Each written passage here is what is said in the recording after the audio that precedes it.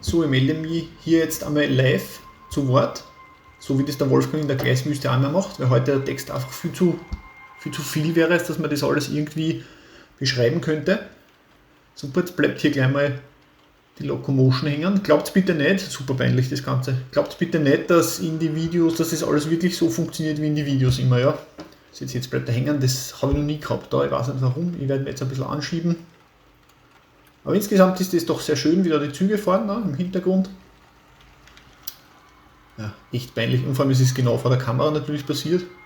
Irgendwie hat er da jetzt keinen Strom genommen, was weiß ich. Schauen wir dem Ganzen noch ein bisschen zu.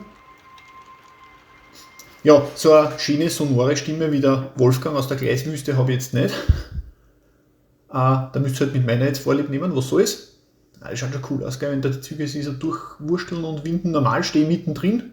Da ist immer Action in alle Richtungen, überall fahren die Züge. Sehr nett das Ganze. Gut, starten wir heute. So kennen Sie das Ganze, ne? Aus den Videos. Ich habe mit dem Gimbal ein bisschen gefilmt.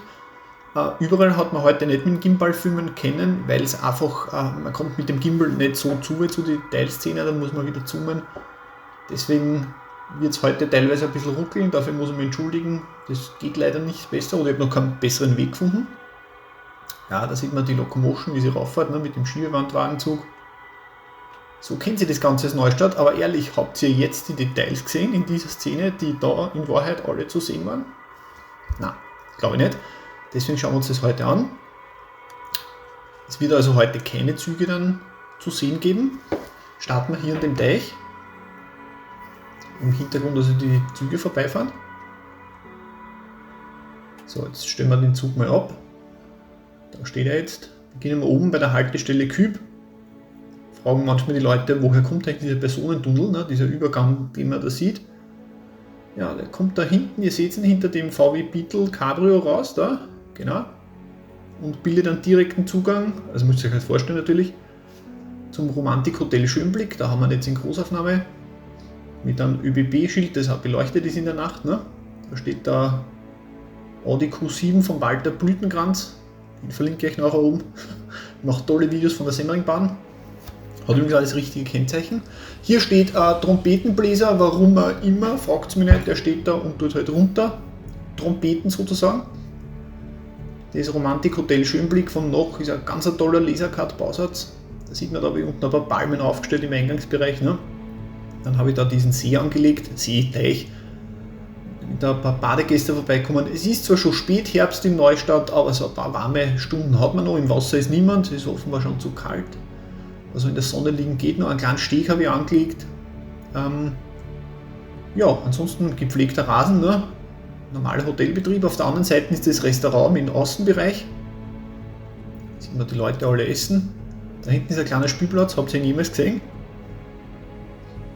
Da oben links stehen zwei und haben scheinbar wilden Sex draußen. Jesus Maria, nicht ganz jugendfrei.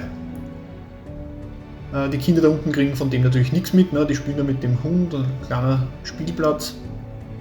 Die Leute essen, es gibt ein Bankerl zum draußen sitzen. Dann steht da der typische Wiener Anwalt-Fuzzi in Porsche Cabrio mit einem Halten verboten. Ja, so lieben wir das. Hat natürlich kein reales Vorbild. Har, har, har. Dann haben wir hier noch das herzliche Willkommensschild im Ort. Schwenken wir rüber auf die andere Seite, da sieht man die Semmering-Durchstrichen-Tafel, wo es eigentlich Küb ist, ja, künstlerische Freiheit. Hier führt die Straße dann hinüber. Da steht noch das ÖBB-Schild, Haltestelle-Errichtung. Dann haben wir da ein paar Mountainbiker, einer schiebt schon, wer nicht mehr kann. Da hinten haben wir zwei Mopedfahrer. Der Weg führt hier hinauf zur Villenkurve und haben da einen kleinen Bahnübergang, weil dahinter führt die Straße, ist ja keine Straße, ist ja nur mehr Zufahrt. Ne? Steht der Range Rover heraus, offenbar ist eine Grillparty im Gang. Rechts hinten habt ihr eher jetzt wieder so diesen wilden Wald, nicht gepflegt. Der Garten rund um die Villa ist dafür schön gepflegt, oder sogar wieder Rasenmähen, wenn man schaut. So, jetzt stoße ich gleich mit der Kamera an der Hochspannungsleitung an, filmen wir das Ganze von der anderen Seite nochmal herum, bitte. Ja, genau so.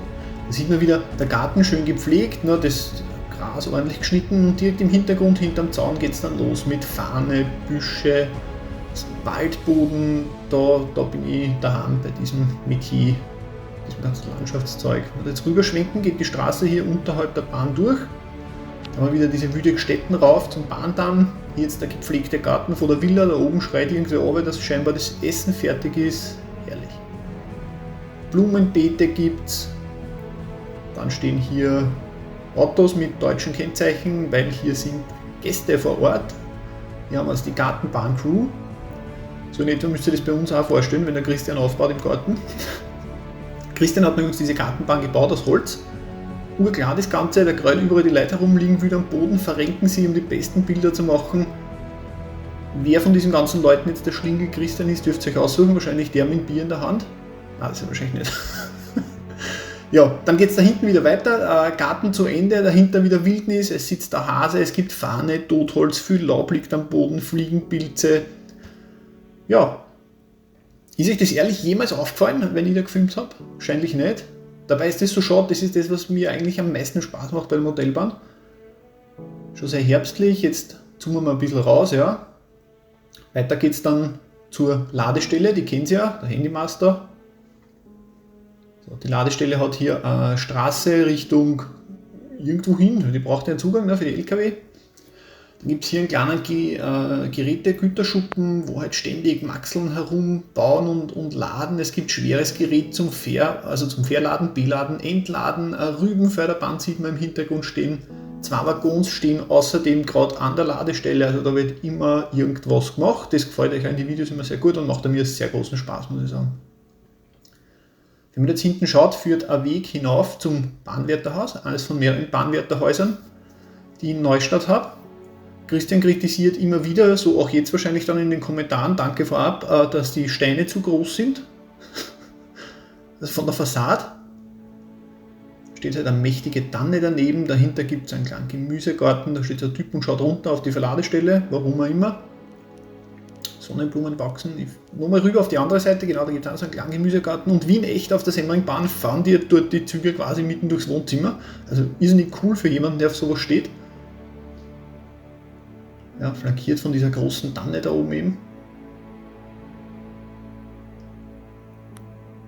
Jetzt schauen wir dann gleich weiter in die andere Richtung, genau. Rüber wieder zu einer kleinen Detailszene in dieser Kurve runter zum Schloss. Ist euch jemals aufgefallen, dass dort Rehe stehen an so einer Fütterungsstelle, wie man das sagt?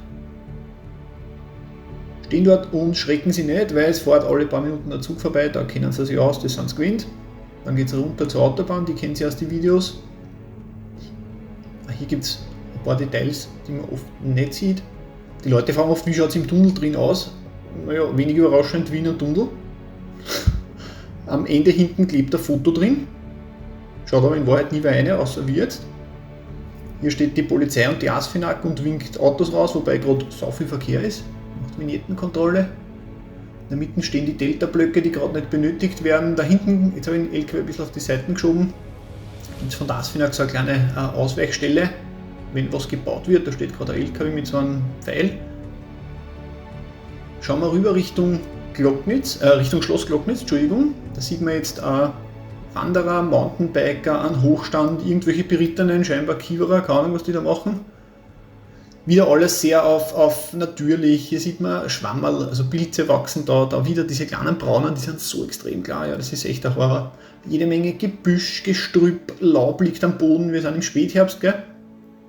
Da Fahne, Totholz, das ist, wie gesagt, genau mein Metier, das gefällt mir total gut, sowas zu machen. Jetzt fliegen wir ein bisschen rüber.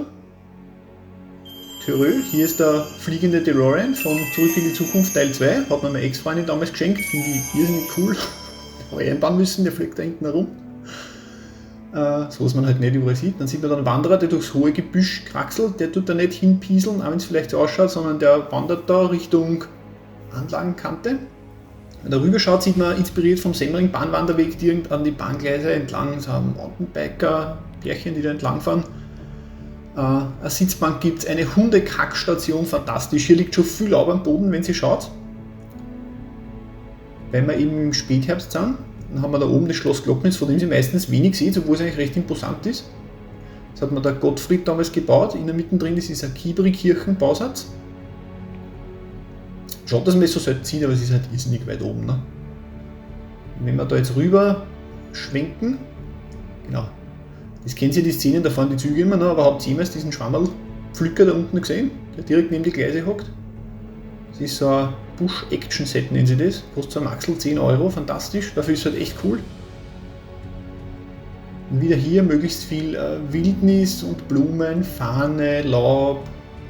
Ja. Da haben wir wieder kleine Büsche, wieder diese kleinen Pilze sieht man da, Schwammerl. Dann die Spotter, die natürlich ständig warten, dass der nächste coole Zug um die Kurven kommt, die kennt ihr. Dann haben wir wieder Fliegenpilze.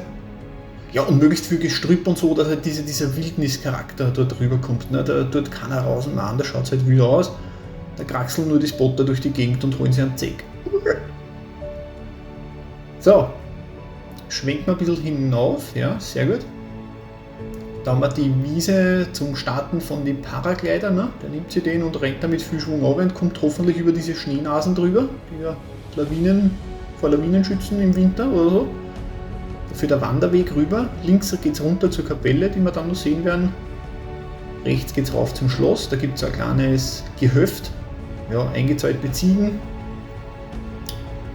Ja, jetzt muss ich leider schon Schluss machen. Das Video ist schon zur Hälfte aus. Ich danke euch sehr fürs Reinschauen. Und Teil 2 gibt es dann nächste Woche Samstag, gell? Jetzt muss ich mich beeilen. Also, viert euch, bis zum nächsten Mal. Danke, ciao.